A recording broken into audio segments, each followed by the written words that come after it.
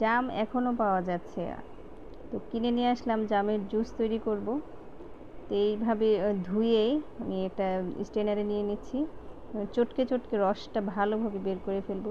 এই যে ছোট ছোট হাতগুলি দেখা যাচ্ছে, ওনাদের জন্যই এই জুসটা তৈরি করার চিন্তা আসছে মাথায়। কালারটা দেখতে সুন্দর না? আবার বিচিটা সরিয়ে ব্লেন্ডারে ব্লেন্ড করেও নেওয়া যায়।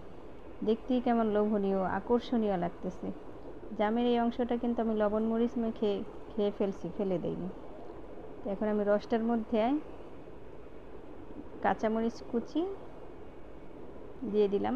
কাঁচামরিচটা ভালোভাবে কুচি করেছি যেন ঝালটা বের হয়। আর দিয়ে দিব পরিমাণ মতো লবণ।